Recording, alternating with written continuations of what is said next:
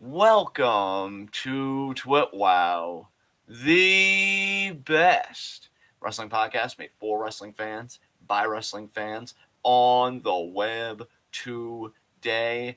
I'm John, that's my cohort and commentary Ashton, and this is our NXT review. I'm gonna be honest with you all, I had really fucked internet tonight. It seems stable now, I don't know if it's over. That's a longer story I'm not going to bore you guys with. So I missed most of NXT. I caught a good bit of the second half. I missed part of the main event, but then I think I saw the end because I got my issue stabilized again. And from the second half, NXT wasn't bad, but I just got to be honest with you guys, I'm just bored by NXT. I'm just like, okay, it happened. Was it awful? Was it offensive to my sensibilities? I wouldn't say so. Then again, I think there were some things that happened in the first hour that I missed that people were angry about, namely Dakota Kai losing yet another feud. But I really wasn't angry about anything on the show. I just wanted to be doing really anything else. Like I've been doing more reading lately, and I'm like, man, I wish I was reading right now. Instead of watching this. So I really would just honestly say that I was bored. Not trying to be malicious, but that I was bored. Ashton, how did you feel about this show tonight? I will say I managed to watch the entire show except for the main event. Right as the main event was about to start, I had to take care of something, and I literally got back as Pete Dunne got the 3 count. So I missed the entire main event, but I did see the post-main event segment and the rest of the show. So hopefully we can fill in each other's gaps. Sounds like because you said that you missed part of the main event, we're going to just have a blind spot during part of the main event because neither one of us would have seen it. But hopefully everything else in the show can be covered by one or both of us. Let's hope. But to go back to my question, though, that I said at the start, how did you feel about this episode? I won't say that I was bored watching it, at least not most of it. I just don't feel overly invested in a lot of the characters on NXT right now. I feel like there's a lot of I acknowledge that this person is pretty good at what they're doing, but I don't care moments throughout NXT. You know what I mean? Yeah, hold on, brother. I'm going to check my internet now because you just dropped for me twice. Oh, Jesus. No, my internet's still holding strong. Okay. Yeah, like you just said that you're not really invested in too many characters right now on NXT. Yeah, basically, Like there that. are a lot of moments where I'm like, okay, they're doing well, they're doing their job well, but I just don't care. Right. Yeah, dude, I think that's exactly where I am because again, like when I even said I don't say that I'm bored maliciously, that's pretty much what I meant. Oh, okay. It's not like, oh, these people suck and I hate them. It really is like, yeah, you guys are doing fine. Really nothing that I can like pick out. But it's just like I don't care, honestly. I don't. Maybe it's me. Maybe I'm just outgrowing it. I don't know. But it's like I was just bored. I just really again just wanted to do this review. Oh, I wish I was able to watch the whole show, admittedly, because I didn't like having the issues that I had. But maybe yeah, I don't maybe know. it really is just starting to feel more and more like you and I are not NXT's target audience anymore. I think that might be what's happening, dude. Because again, for me, and I hate to be a broken record, but I enjoyed Tony D'Angelo tonight. I don't know, ever since War Games, dude, some switch got flipped because I've been enjoying him in the ring more. And I'll be honest, like you talk about the ending segment, when he smashed Pete Dunne's hand with that crowbar, I laughed my ass off. I fucking loved it. I'm like, fuck you, Pete Dunne. Now you get a taste of your own fucking medicine after what you've been doing for seemingly a decade, even though you're only 28. Fuck you. It's like, oh, motherfucker, you want to go around trying to break people's hands? Let me show you how a real gangster breaks someone's hands, bitch. Yeah, Petey Paisan just got what was coming to him. So I had fun with it. I thought it was great. But like even Elektra Lopez and her storyline, like I worry about her because I'm enjoying her as a character and what she's doing with Zion. But her in the ring with Io, all I could think was, man, Io's better than this. Like I want Io. I want Io to do more than this. I'm sorry, I got a message from my internet provider, so if I seem distracted, that's why. And I want Io to do more than this. I want her to have the Sasha Banks matches. I want her to have the Bianca matches, Becky, all that stuff. Dude, I mean, obviously, I'm not trying to cut you off, but I feel like I need to here. Can you think of anyone else that you're even excited for Io to face on the main roster right now? Bailey when she comes back, Naomi, Shotzi. Shotzi would be another one. We've seen. Hell, I that. think I was even thinking we've seen Io Bianca and we've seen Io Shotzi before. Yeah, but it's been a while since we've seen both. So if you're talking purely novelty, I mean, we've seen Io Sasha too. By that, we have. By that logic, well, yeah, because Sasha came to that one NXT. Remember, Golden Role Models, and her and Io faced off on that one NXT. 1-on-1? 1-on-1, yeah. From what I remember. Why don't I remember that? Let me see. Just to make sure that it wasn't Bailey and that it was Sasha. I don't remember either one of them ever facing Io. This is Great American Bash 2020. Yeah, I was right. Interesting. So by that logic, Ashton, there are very few compelling fresh matchups for Io. I mean, Io versus Asuka too when Asuka gets healthy. But yeah. Damn. So that's okay. Yeah. Well, shit. I don't know why I don't remember that. I wish I did. Maybe it just wasn't memorable. I don't know. I thought it was pretty good from what I can vaguely remember, but then again, dude, you gotta figure too, not to be that guy, but the pandemic's been so fucking bad and it was over like a year. Yeah, like who knows? Like my memory's shot about a lot of shit. So, but anyway, just if I could just retake the ball. Go for it, man. You got this. I'm just thinking, like, I want Io to do more than this, and I already listed the matchups I would like to see her in. And, and again, nothing against Elektra. I think she's a solid character performer right now, but you could tell how green she is. I will say, though, even as green, she's not as bad as some of the other women, I think. Like, I'm still terrified of whatever Tiffany Stratton's going to be showing us. But oh, God, did she even get mentioned tonight? Was she on the show at all? I would have to ask you guys because I missed the first hour, and I assumed it was the first hour. I didn't see her. I didn't see her at all. I saw Wendy Chu, aka Karen Q. I saw her at one point, but yeah, I didn't see or hear from Tiffany Stratton at any point. So if she was on, I missed it. Okay, all right. Yeah, I don't know what's going on because you know what the funny thing. When Grayson Waller was leaving the parking lot last week after assaulting LA Knight, there was a woman in the car with him, and a lot of people were speculating that it was Tiffany. I guess that Tiffany came too, around. Yeah. So, yeah, I don't know, man. I don't know what's going on. Because what was it that she said when she walked past him? My daddy says you're a bad man. Yeah, exactly. And maybe she just likes badness. Exactly, yeah. That's what I was thinking, too. She likes the bad boys. All right, well, I just imagine that being like her weird version of like sexy talk. Like, my daddy says you're a bad man. Ooh, be bad. Oh God, I'm receding into myself. Fuck. So yeah, to talk about literally anything else, let's get to our first segment, Heat of the Night. My Tiffany Stratton impression. It's your Heat of the Night. No, I'm not gonna go that hard. Obviously fan nitpick. I wish Dakota Kai could win a few, but I don't want to hold anything against stuff that I didn't personally see. So just focusing exclusively on the second hour. You know what? Here's a nitpick. I don't like that Carmelo and Roderick's going to be a double title match. I'm really getting kind of tired of these double title matches. I like the idea that both those guys could have something going on at the same time. And I don't like that either Carmelo could be both like a cruiserweight champion and North American champion, or that Roderick could end Carmelo's reign with and him becoming a two-time North American champion. I really don't like either option. Because in my mind, if you're going to be a double champion, then you should write them like one. Back, because you guys know I'm a huge Benoit fan, so 2004 was a big year for him because at one point he was world heavyweight champion, but then he also had the tag titles with Edge for a brief period.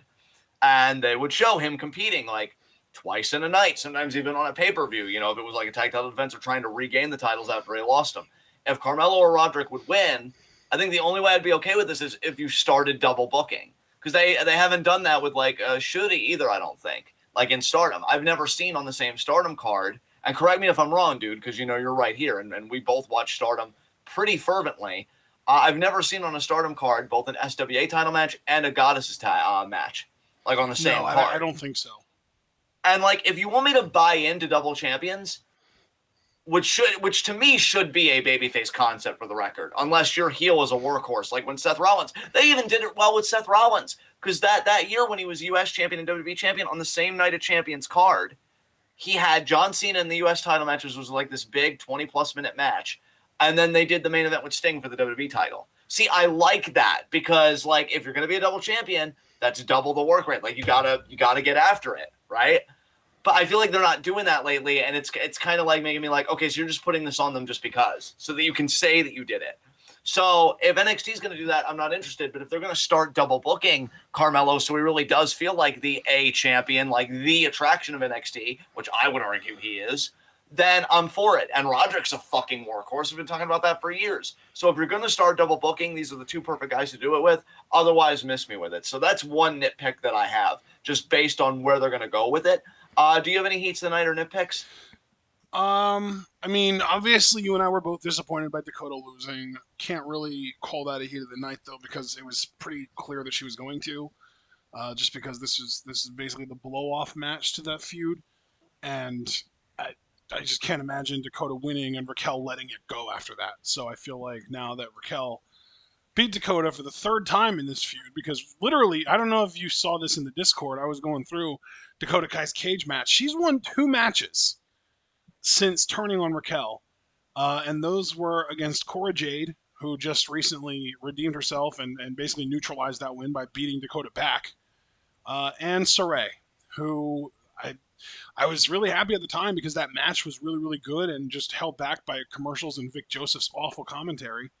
But in hindsight, maybe Saray could have used the win because she hasn't done jack shit ever since. And I'm really sad by that. Saddened by that. God, I hate that I even say this, and I don't even mean it maliciously, and I know you know that. But you know you're in a bad place when you lose to Dakota Kai. And you know WWE is a bad place when it's being in a bad place losing to Dakota Kai. Like, it's... Oh, everything is broken. Broken. And Raquel has now beaten her 3 times since Dakota has turned. And of course, because I just listed off all of Dakota's wins, that means that none of them were against Raquel. So Dakota is 0-3 now against Raquel. This feud's over. If 0-3 isn't enough to end the feud, I don't know what the fuck is. I mean, shit, Dakota's already had a fucking character shift, with the whole, snapping and using the Gravedigger thing to come back, and then not actually going anywhere with the Gravedigger gimmick, but now all of a sudden she's twitchy and she hears voices and shit. But none of that mattered. None of that actually played into the street fight at all. The street fight was just a normal ass wrestling street fight, and it just so happened to have started in the backstage area, in the parking lot area. That's the only thing that was different about this street fight. There were no real character beats to it at all that I noticed. Right. So yeah, it was just whatever, man. I think that's a big problem. I feel like NXT is okay, this is a really weird way to explain this, but NXT right now feels like a Hollywood remake of itself. So, a bit of a higher budget with all the colors and everything, but it's lost some of the substance. It's like they increased the budget. They gave it a whole bunch of money to be able to, make better looking stuff.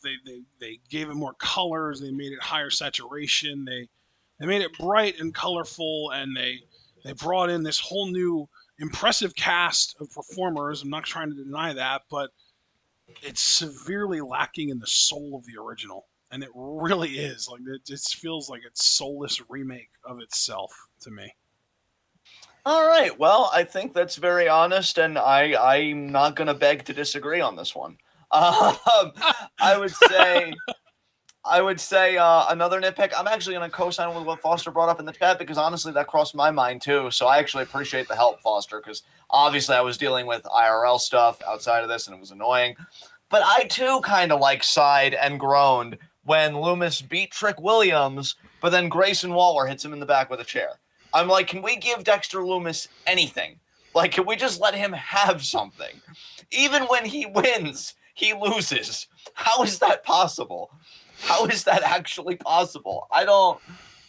Oh, man. I really do hope that with him beating Trick, if Carmelo wins the unification match, which I will go on record right now and say that I'm hopeful that that's happening, even though I love Diamond Mine and I hate that the match is happening at all. If I've got to pick somebody, I'm obviously going to go with Melo, just because, again, I think he's been killing it with everything he's been given. But I do hope that that Lumis will at least take the North American title off of him to end at least one of his reigns that he's got going on. Because the dude deserves fucking something. Like, Jesus Christ. So yeah, that's another nitpick for me. Is there anything else you wanted to put on the table? I was going to say, I never really gave a proper heat of the night or a nitpick, so let me just start out by giving kind of the lighter one of the two, my sort of nitpick-ish.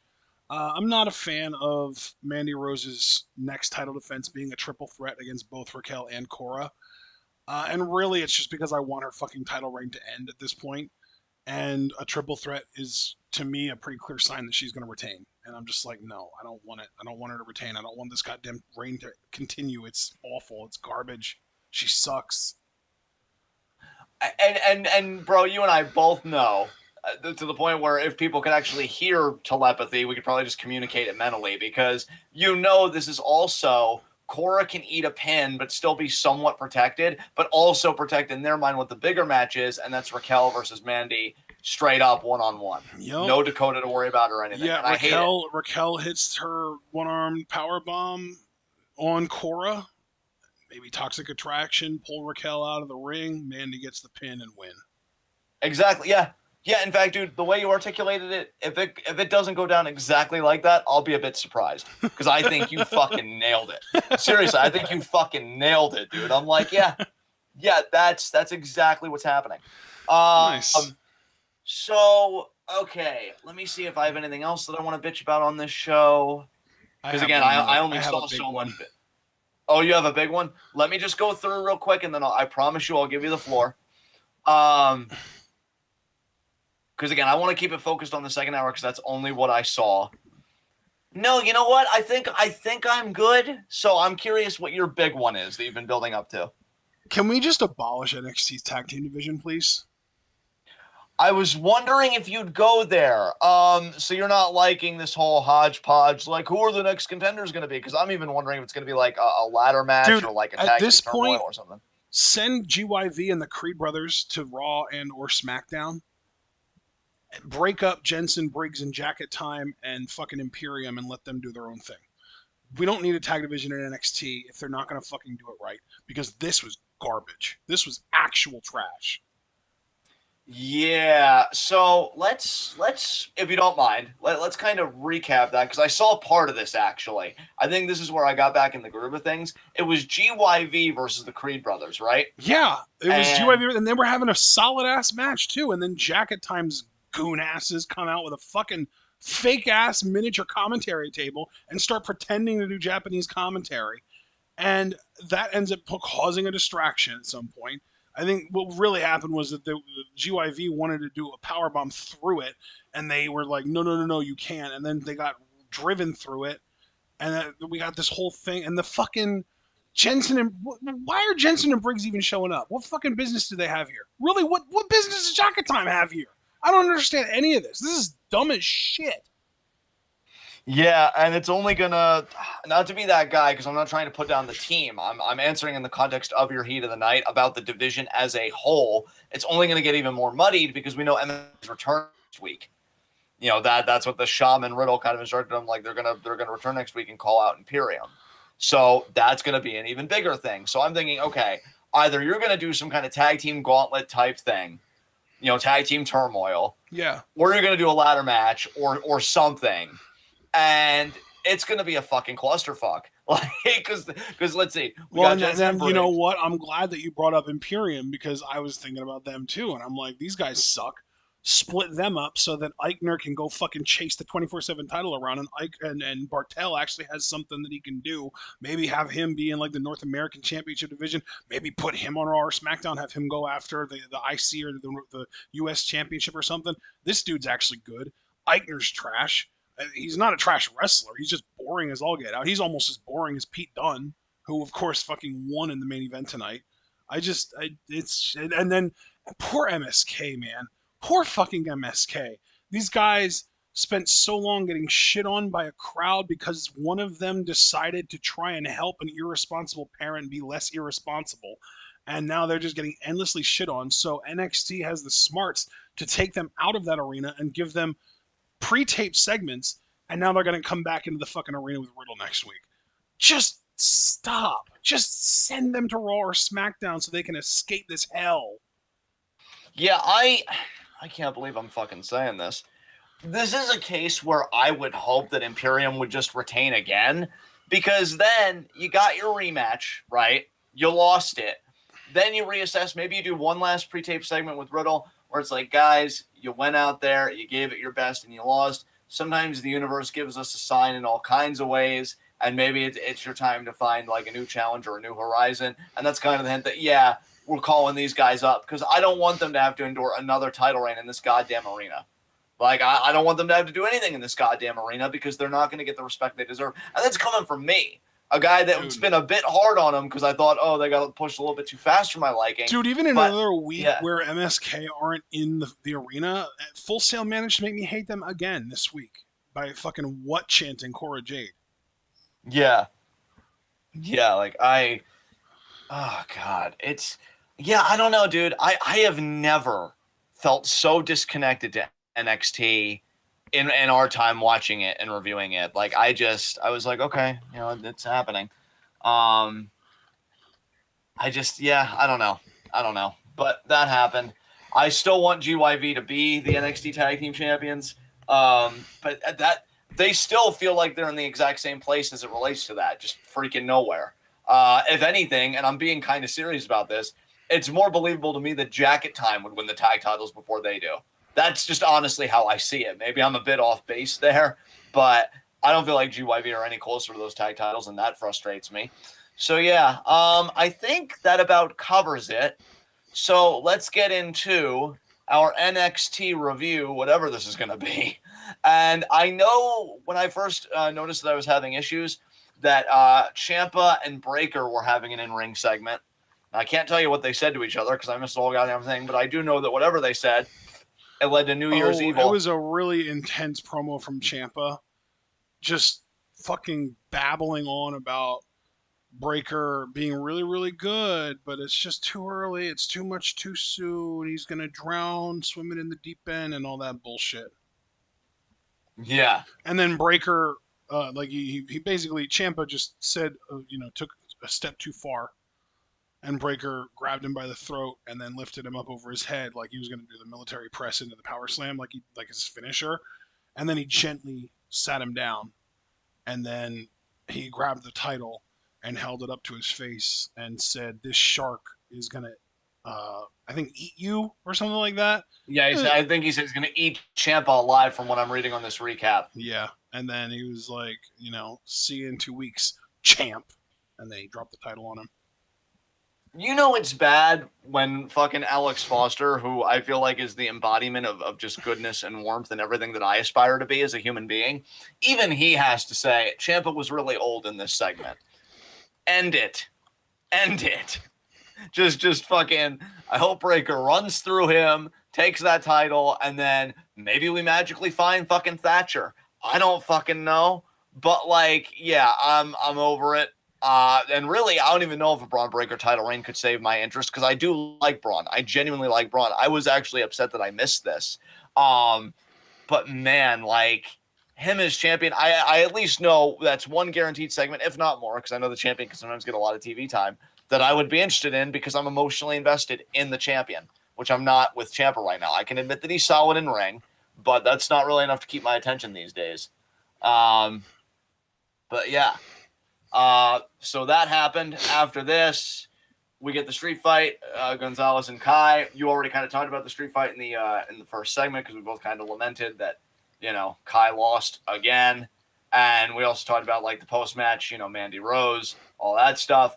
So then after that, Brian Kendrick answers being assaulted by Harland. And did he more or less challenge him to a match next week, Harland?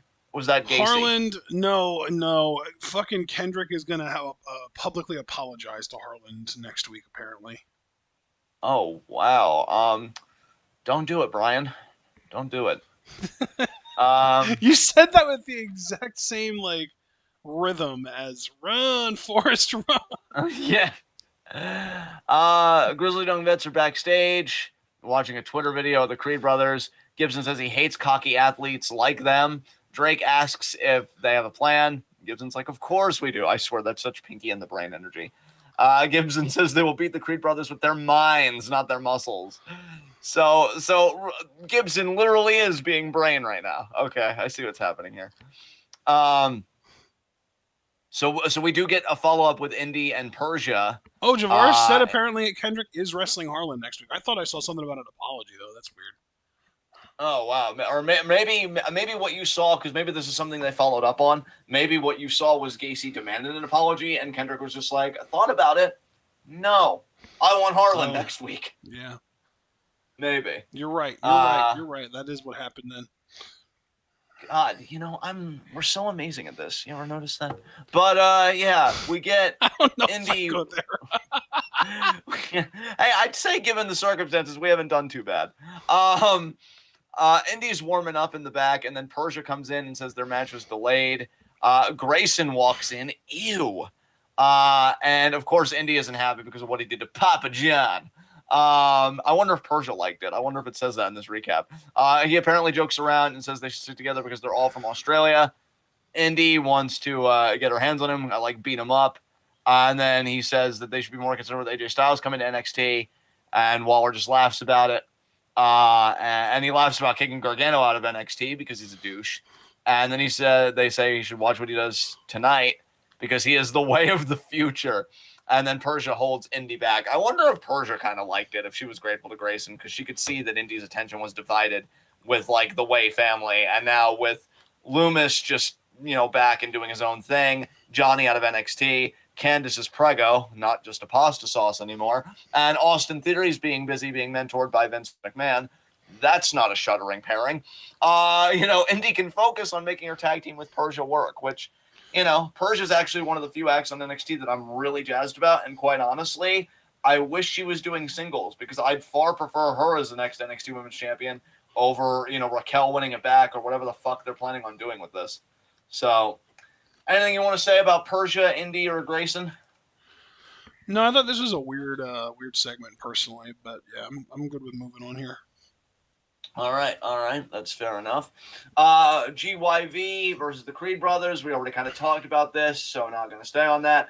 Trick versus Dexter. Already kind of touched on this. Carmelo does get jumped by Roderick, which is why he can't help. And then Trick tries using his shoe. He gets intercepted. And yeah, Loomis just gets that submission on him, and he gets the win. And then afterwards, of course, Grayson Waller hits Loomis with the chair because Loomis can't have nice things. Of course not. That's stupid. And Grayson sits and he awaits AJ Styles. Then we get the AJ Styles segment, really hyping up that AJ was coming to NXT. What did you think about this, man? How did you think this was handled? Are we talking about the Styles thing?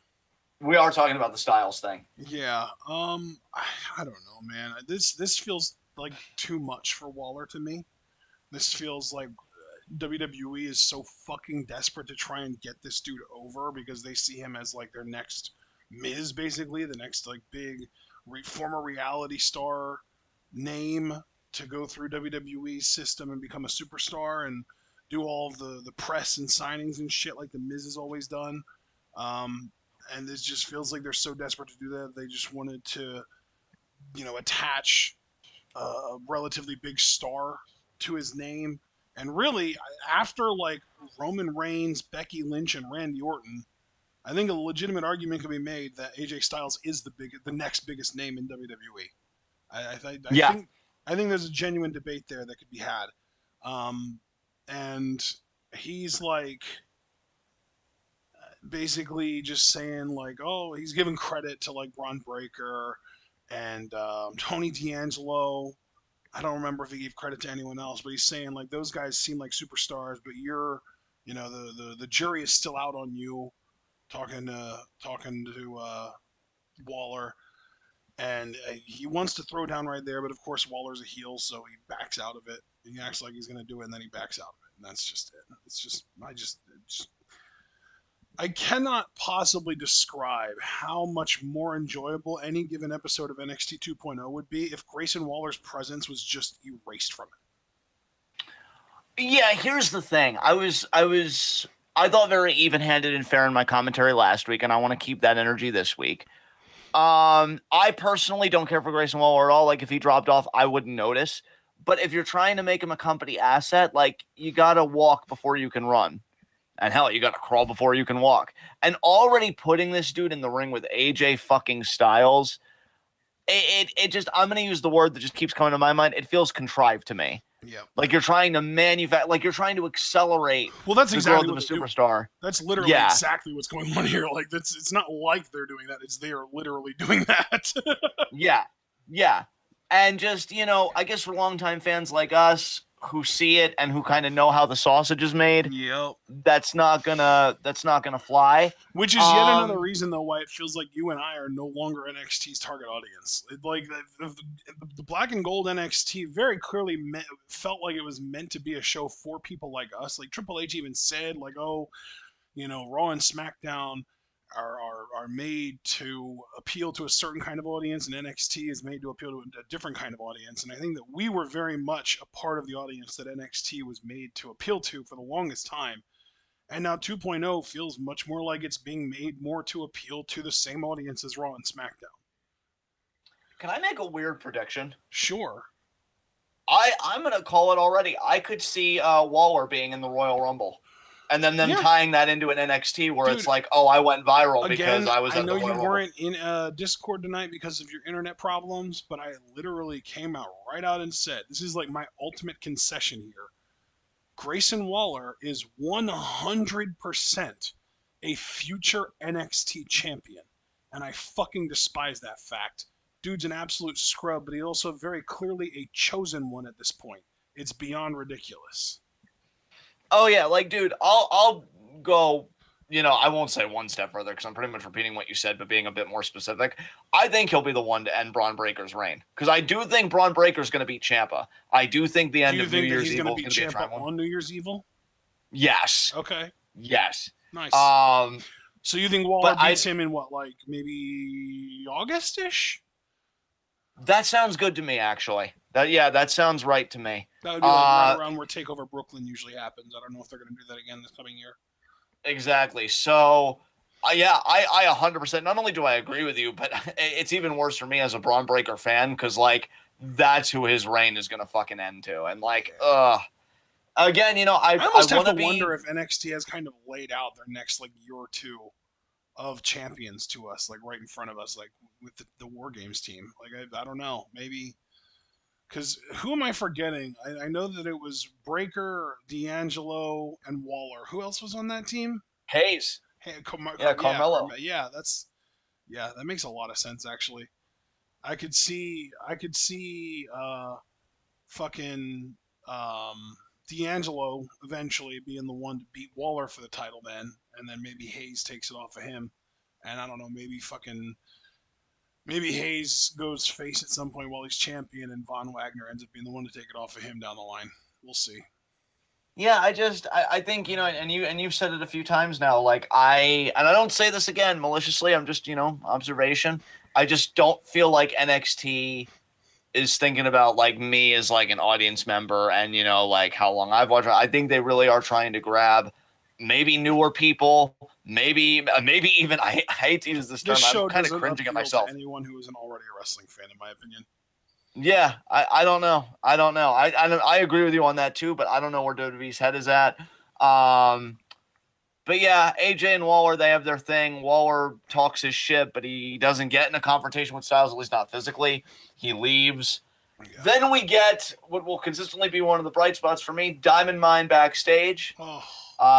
Bivens kind of recaps what happens, but let's just talk about the big thing here. Yeah, I was going to say, this whole double title match, I know that it was a heated night of yours that this is happening. I've felt like the writing has been on the wall for the Cruiserweight title ever since Arya Daivari and Tony Nese got released. I felt like that was like the final straw, the straw that broke the camel's back for the Cruiserweight division and for 205 Live as a brand. So I fully expect whoever wins this match, which I would expect it to be Mello, But whoever wins this match, I fully expect the cruiserweight title to just kind of dissolve eventually and get kind of unified into the North American Championship.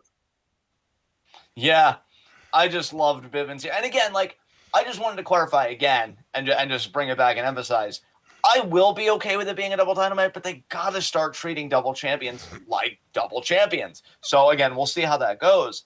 But I just loved Bivens at the end, just saying, because Strong said you have 2 weeks to find your balls. And Bivens, I think, said something along the lines of "see you then," or whatever. See you next Tuesday. Oh no, he wouldn't have said that. Never mind. Yeah, ho, ho. And so, like, he paused there, pretty much calling Hayes a hoe. I fucking love Malcolm Bivens, man. Whatever they're paying him, it's not enough. It really isn't enough. Like, I mean, let's be real. Whatever they're paying almost all of their performers isn't enough because they're exploitative. Yeah, that's so true. The only thing that allows me to say one day, somewhat unironically, is the good news that we got today from Kellogg getting fucking cocked by their workers again. I mean, first Venezuela, and now we're doing it domestic, baby. You love to see it. Wait, what happened in Venezuela? Is this another Kellogg thing or unrelated? Well, this was several years ago, but yeah, it was Kellogg. It was Kellogg again. This was several years ago. Nice. They tried to shut down a plant unexpectedly on Venezuelan workers. Gotcha. So Venezuelan workers were like, we had a long think about it, and no, and they occupied the factory. Oh my God! Did you see Foster's last message? He said, "And now I'm imagining Malcolm Bivens as Santa Claus, and I don't hate it." I don't hate it too, Foster. It. And, oh my God! I want a visit from Malcolm Claus. Oh my! I love everything that just happened. Okay, so yeah, carrying off that momentum, we get another one of these vignettes. I'm gonna be real with you all. I understand why these vignettes happened. I'm glad that they happened for MSK's sake. But God, Riddle's such a fucking annoying John, doofus. I need Jesus you Christ. to hop a plane and come down here and stay a week with me so that when Malcolm Claus visits us, he can bring that Scooby-Doo WrestleMania movie and we can all watch it together like we planned. Don't you tease me, man. I'll do it. I'll do it. I would throw my life savings away for that shit. God, but no, like, again, I understood why these videos happened, and I'm glad they did. But I feel such a disconnect with Riddle, and they shilled merch, dude. Like, God, WWE is so fucking cringe. Do you see their Christmas commercial tonight? They referenced the supply chain, I guess, and like how these kids, like, they opened up their box and it was just nothing. It wasn't even cold. It was just nothing. And then they're like, oh, but there's a little box that you forgot. And it was like this little black box, and they open it, and it's fucking WrestleMania tickets. Like, oh, get WrestleMania tickets for the best Christmas ever. And I'm like, let's see that card first.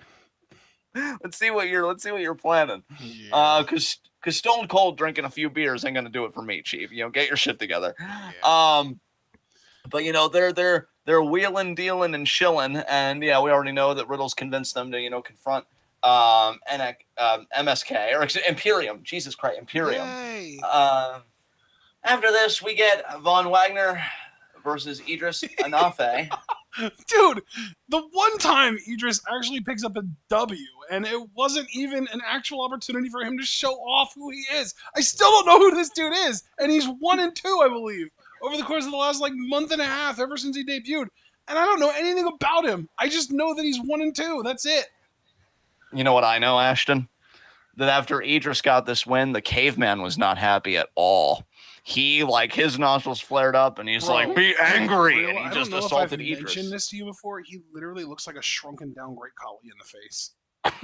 He really does. What is happening with that face, dude? Fix it. God. There was Pennywise. Oh, brother's a full-blown fucking dollar-wise. I don't give a fuck what anybody says. Jesus Christ. So, and honestly, if I have it in me to be serious, I know Lance always does, but if I am capable of being serious for a moment, it makes perfect sense, right? That Robert Stone would want to pair up with Von Wagner. It makes all the sense in the world to me now. Because Wagner looks like a fucking goof, and fucking Stone is a goof. And he's like, oh, you'll be the reason I'm taken seriously. Are you sure? Are you really sure? Did you have a really thoughtful, just meditation on that. I'm pretty sure you're wrong. Imagine if Robert Stone and Von Wagner were in the movie Face Off and they switched faces. Oh God, I'm receding into myself again. Wagner with Stone's face would be main event bound, and Stone with Wagner's face would be circus bound.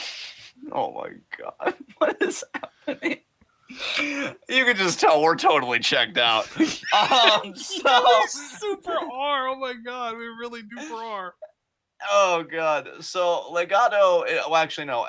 Imperium had a promo. Nobody gives a shit though. They did. I mean, I know they did, but they did.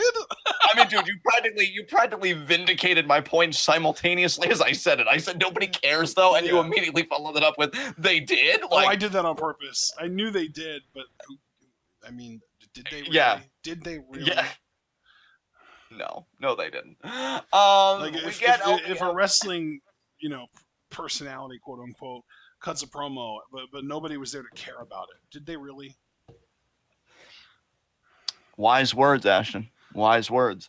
Dang. We get, or in the words of John Cena, fine speech. Fine speech. But we can't. Yeah, like I said, we're totally checked out. Yeah. We get LDF escorting Electra Lopez backstage. She's like, tonight's the biggest match of my career, but am I worried? No. And just like, I'm going to go in there and I'm going to prove my dominance. And as it turns out, she had no reason to be worried because she might not have lost to Io had it not been for the distraction from Zion Quinn.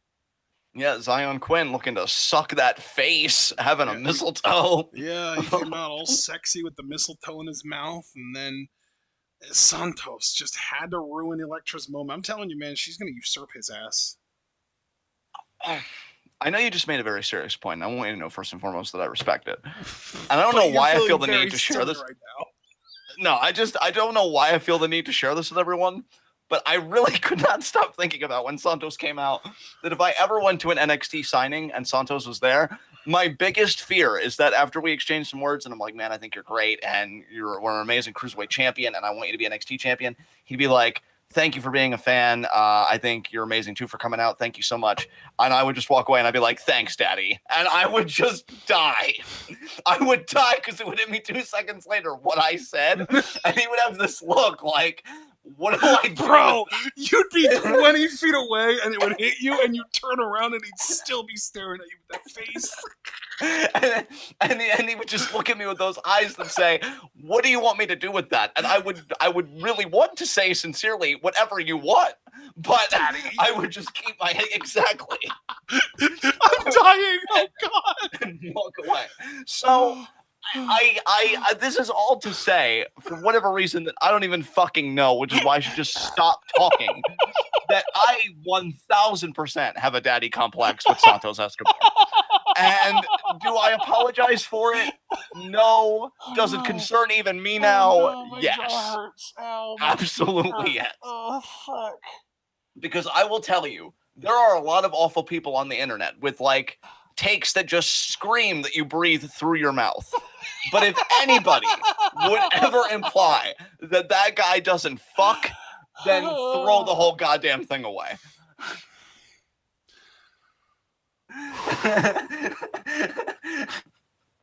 Oh, I don't know Foster if anyone just said, has "What's-" more of those mouth breather takes than Kirby Freeman. I don't know if you've seen our Discord, but my God.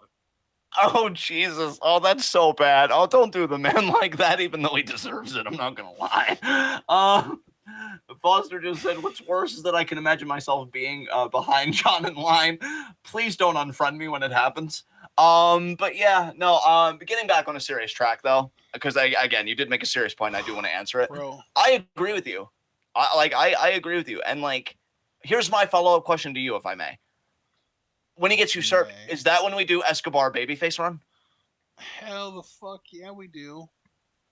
God, dude, I'll tell you, it won't happen because WWE has a very clear vision, and like Escobar's not in it. I just realized Escobar turning face might actually be the one to unseat Mello as the North American champ. He hasn't held that title yet. He has not held that title yet. Oh my, that might be just what he needs. Oh yeah. Oh, him turning face would turn my face. So. Oh fuck! You really do. So that happened. God, it happened. What happened? But after that, What happened? well, just Santos happened, and Io got the win. Yeah. Thanks. Actually, to not Santos, because Santos was trying to prevent the distraction from happening, and the distraction was clearly meant to, it was targeting Elektra, which means in a roundabout way, it was trying to help Io. Yeah, God. yeah. Um, After that, we get Kendrick's whole thing where he wants Harlan next week, and then we just get a rundown for new. Oh, I guess just I wonder the if we'll get a coming time mixed of tag program. match: Io and Zion versus Elektra and Santos. That's some spicy shit, fam. Yeah, That's like fuck. sounds fun to me. I'll be in. Yeah, that definitely sounds like a good time to me. Wow, I really need a cold shower after You all of that. really So, do. I feel like you're just imagining Santos's face after you call him daddy got you all hot and bothered. yeah, I don't do Meltzer star ratings. I do hominas now, and like Santos is 10 hominas and a half, baby. Like, Wow. woo, Is that out of 10 or is that actually just out of 5? woo, that's out of 5. Oh man, Jesus. that's you're telling me. Um, what the fuck is happening? John, horny on main John is new, but I'll get used to it real quick, I think. Given the energy that you were kind of around tonight, given the Charlie Cox stuff you showed me, yeah, I'm pretty sure you'll adapt. But yeah, Kendrick wants Harlan next week, and we kind of get a rundown, I think, for next week's NXT. So we're gonna do Waller versus Loomis. Loomis is gonna lose. Just brace for that, everyone. A contract signing between Strong and Hayes with Barrett hosting. Gonzalez and Jade versus Jane and Dolan. And then Riddle and MSK confronting Imperium and all that bullshit. So then we get our main event, Tony D versus PD Paisan. And I gotta say, from the moments I saw it, there was one moment I saw where it was like a front face lock, seemingly a single arm underhook, suplex in the corner that looked hella nice. Cool. Tony's growing on me even more now from the in-ring end, which is great to see. Yeah, I mentioned that last week too. Yeah. So you can consider me with you then on that, because I saw that and I'm like, damn, that looks nice. Some good back and forth, some good strikes here. I think Tony tried introducing the crowbar at one point, but or maybe he thought about it and it either got thwarted or whatever. Yeah. But then they do it like a bit more back and forth, and ultimately Dunn does win after the finger break, escaping D'Angelo's finisher and then locking in bitter end. Here's the thing: this is Tony's first loss. And I'm actually grateful when guys like this can just get their first loss out of the way. But I'm going to be honest, I just wish it wasn't against Pete Dunne. I wish it was against somebody else. I'm really utterly bored by Peter Dunne. I'm kind of over it. And then, we think about the post-match stuff that we kind of talked about, where they keep struggling because Tony just wanted to take it out on Peter. And yeah, he ends up smashing his hand with a crowbar, which I got to be honest, just giving Pete Dunne's recent actions with Ridge Holland and everything, why should I feel sympathetic for you? That's the problem when you don't shift your character, is that like I remember everything you did because you've just been the same character, right? And you've been pretty fucking awful to everyone. So when a guy takes it upon himself to take a crowbar to your fingers, I call that poetry. I call that irony. I dare say I call that justice. So why should I feel bad for you, you fucking miscreant? Maybe suck less next time. That's you have any thoughts? Best advice anyone's ever given Tony D. Or I'm sorry, PDD. Oh. PDD. PDD, dude. Amazing recovery there, because I didn't even think Tony D. Wow. Oh god, if WWE thinks about it, if we're even doing a Dusty Rhodes Classic next year, they're definitely going to be a team. It's the D's. Oh god, of course it is. These nuts. Oh, yep, totally checked Got out. him. All right. Oh god. High spots and low shots. My low shot's Pete Dunne. You won the match but lost your fingers. You know what else starts with F? Fuck you. Who's your low shot? Dakota Kai, move on. Oh god. Honorary high spot goes to us because I think we've been hilarious tonight. And then actual high spot. You've been hilarious tonight. I think I've just been along for the ride, honestly. I had to overcompensate because of my shitty internet that apparently is going to need somebody to come out here. So that's For fuck's sakes. even though Hey, even you though know my what though? stuff looks Maybe if fine. someone comes out, they'll find an actual physical problem that's been ruining your shit and be able to fix it. Yeah, because it's not even a full month when I resolved this last time and it was already happening again. But my speeds have been holding steady now, so we'll see how it goes. And again, it's up to my family what they want to do. Oh, absolutely. Yeah, we're totally good for games for sure, and it's up to my family whether they want the appointment or not. So I'll have to see what they say. But regardless, my high spot, from what I saw, I'm going to say, Tony D. God. You know what? Yeah, Tony D. You know what? Because him, and I'm being serious here because I know I've been having maybe even too much fun tonight. But in all seriousness, I'm happy he did it. Like, I have wanted somebody to give Dunn that kind of a comeuppance for a long time. And, like, I think a character like that that's been such a bastard needs more of a comeuppance than, say, losing a big match or whatever. And Tony gave it to him. So, Tony's forever good in my book. Fucking, I'll invite him over for fucking Sunday dinner. Fucking yeah, we'll do the whole Italian thing. I don't give a shit. So that's that for me. Who's your high spot? My high spot's gonna go to Braun Breaker just because he officially got another NXT title shot as of today. All right. Sound good? Then Sound good. Yeah. That I mean it's your face. It's always gonna be good. In fact, better than good. Excellent. So I'm just enjoying this really laughing, joyous, a supportive space right now, and I want to keep it that way. Yay. So, yeah, guys, that was NXT. This has been TWitWoW, the best wrestling podcast made for wrestling fans, by wrestling fans, on the web today. I'm John. That's my cohort and commentary, Ashton. Guys, be sure to like the video as you file out. The more likes you leave, the more likely we are to be the top search result for NXT reviews on YouTube. And when you're the best at what you do, the top is the only place that you belong. So please leave that like, subscribe, and click the bell icon so you never get missed any of that TWitWoW goodness. Check out everything we're involved in the description box, including our Patreon, where we do TWitWoW requests. In fact, we've got one coming off the presses tomorrow. We're doing OTT 7th anniversary show in Dublin at 4 p.m. Eastern time. Yeah, exactly. Courtesy of the Chiefin. Thank you, Chiefin, for the donation. And yeah, so we'll be doing that. You guys can figure out how to do your own TWitWoW request at the Patreon link below. We also offer additional Q&A questions for donors of just $1, because non-Patreon donors only get 3 Q&A questions presently. If you donate to the Patreon, you get up to 5 Q&A questions. We do Q&A the last Thursday of every month, which means this month, oh my God, that's coming up so fast. What the fuck? It's the 30th. So get your questions in if you haven't yet, and yeah, we'll get to them. Also, check out the TWitWoW Discord. Membership to that is only $3, and it's great. You got a channel for virtually anything you can ask for, including Q&A questions. I think the Discord channel and my pinned tweet, which I will get to momentarily, are the best places to make Q&A questions. And we do game nights Mondays and Fridays. It's good shit. Follow us both on Twitter. I'm at John_TWitWoW. As I was saying, my pinned tweet is to collect Q&A questions. Ashton's at Ashton_TWitWoW. His is the TWitWoW schedule for the month.